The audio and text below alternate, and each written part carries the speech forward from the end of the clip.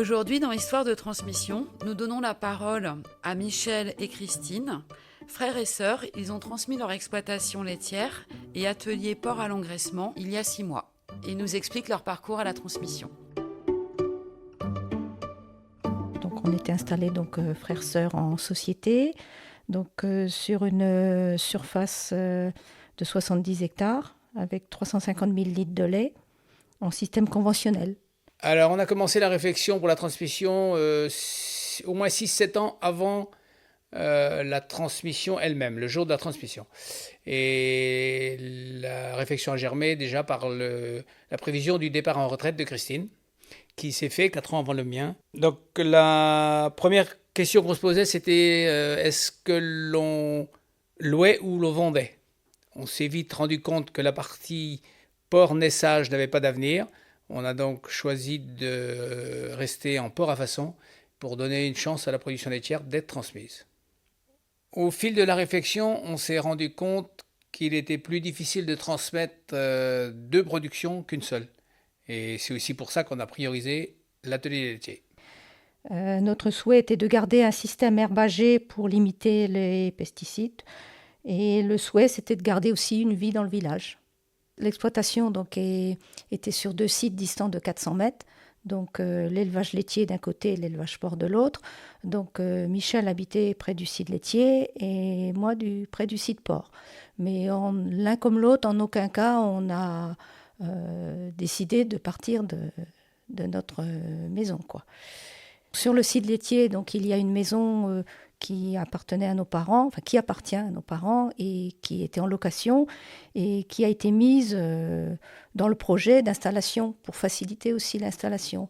Mais le repreneur, voulant se concentrer sur son projet d'élevage, a décidé de ne pas prendre la maison pour l'instant, ce qui se fera peut-être dans les années à venir.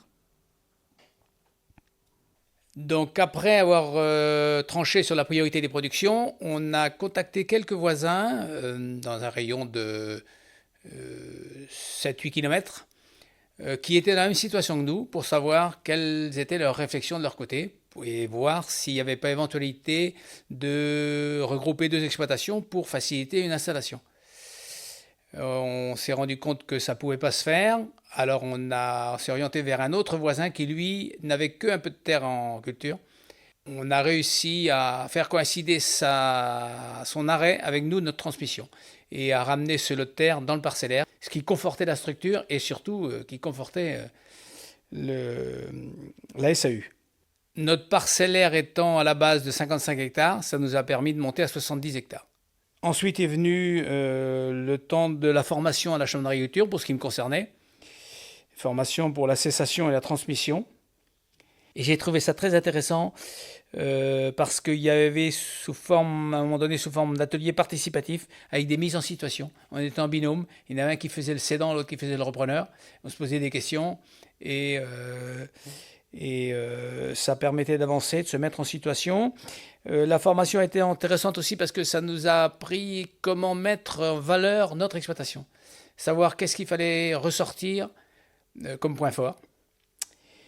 Et ça permet bien sûr d'échanger avec d'autres cédants. Et là, on voit les problématiques de chacun et c'est toujours formateur. Ça ouvre l'esprit, ça ouvre... on est ouvert à ce qui peut se réaliser, ce qu'il peut y avoir comme contrainte sur un parcours de cessation. Et ensuite venait logiquement, 2 ans avant le jour J, la constitution du dossier descriptif de l'exploitation et la mise sur le RDI. Et pratiquement parallèlement, on a fait l'évaluation financière de l'exploitation. Et là, donc, on était à J-2 ans. Donc après être inscrit sur le RDI, répertoire départ installation, ça s'est allé très vite. En fait, beaucoup de candidats ont répondu à l'annonce. Nous avons dont 11 de profils très variés. On a reçu tous les candidats parce que c'était important et ça permet de voir aussi ce qu'il faut éviter et si on doit réorienter notre projet et notre recherche. À chaque visite, on leur précisait bien qu'on allait leur donner une réponse, oui ou non, et que surtout, il ne fallait pas monter un projet de faisabilité avant qu'on ait donné notre réponse et choisi notre candidat. C'est important de préciser que lors de la réception des visites, nous étions présents tous les deux. C'est important que tout le monde sache tout sur tout. Donc certains projets nous ont paru un petit peu difficiles à réaliser du fait déjà des terres, de la situation. Et donc celui qui a ressorti du lot, on va dire, c'était le projet d'installation en vache laitière comme nous, quoi. On a choisi donc ce candidat par rapport à son profil, le premier contact qui était bien passé, son projet qui était dans la continuité du travail accompli et du fait aussi de sa connaissance du secteur de par ses relations amicales. Il connaissait bien le territoire et il y a deux choses en plus, c'est qu'il était prêt.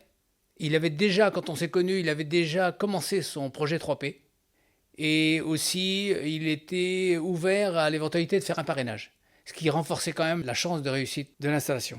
Le stage de parrainage, ça s'est traduit par venir m'accompagner sur l'exploitation 9 mois. Et il découvrait ma façon de faire et je le laissais en parallèle.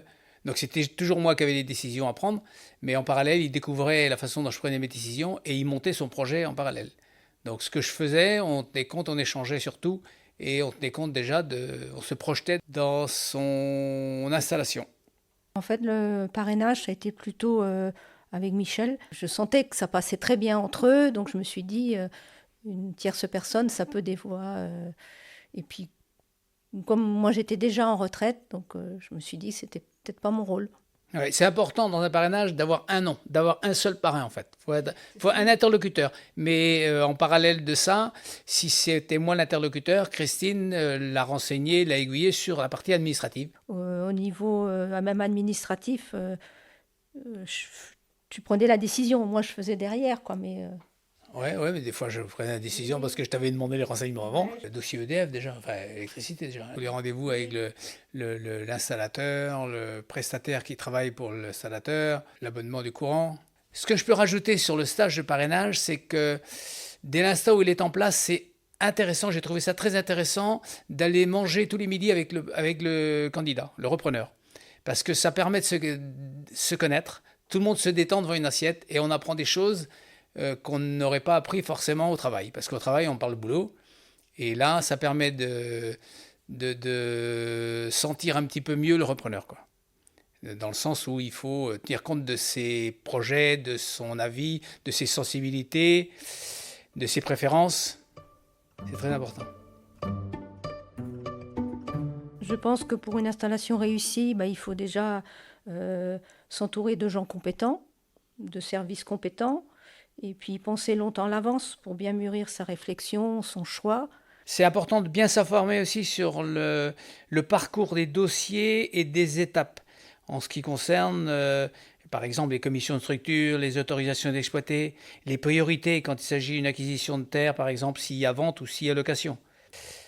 Et qu'un candidat ne se dévoile jamais complètement. On apprend toujours des choses dans le temps et ce qui nous concerne n'aurait en rien changé le choix du candidat, mais il faut être conscient de ça au départ. Une chose qui est intéressante aussi, c'est dans le cadre d'une transmission de faire un accompagnement. Ça donne quand même une chance supplémentaire à la réussite de l'installation. On souhaitait quand même donner la chance à une installation parce qu'on a été content de s'installer, nous. C'était une satisfaction de pouvoir s'installer. Et il faut être conscient que beaucoup d'agriculteurs au jour d'aujourd'hui, et qui ont tendance à vouloir se préoccuper de leur agrandissement plus que la transmission, quoi.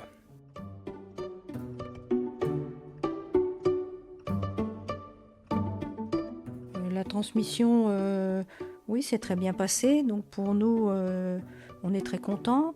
Et si c'était à refaire, je pense qu'on ferait de la même façon. Des fois, j'ai eu envie de retourner sur le site port, mais je me dis, t'y vas pas. C'est plus ton truc. Comme Michel y allait déjà, alors je me dis, je vais pas aller... En fait, je me suis dit, il faut pas que t'ailles voir pour dire, non, fais comme ci, fais comme ça. C'est lui, c'est son truc.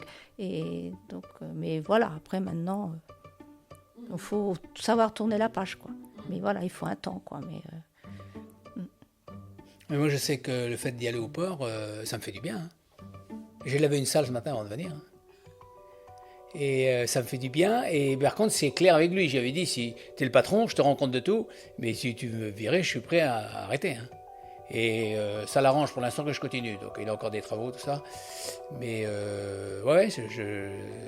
ça m'aide à passer un cap. Après, au fil du temps, je mets des choses en place parce que je vais marcher beaucoup. J'ai racheté une moto. Je vais faire du vélo, du cyclo. Je fais le théâtre. Je suis plus prêt maintenant à arrêter s'il le fallait. Mais ça m'a aidé quand même, ça m'a aidé. Et c'est important pour la transmission aussi, pour les conseils aux cédants, de se préparer aussi, même si on ne peut pas complètement se projeter. Merci à Christine et Michel pour leur témoignage. Leur expérience montre qu'une transmission réussie, c'est d'abord une transmission préparée. Transmettre, c'est anticiper.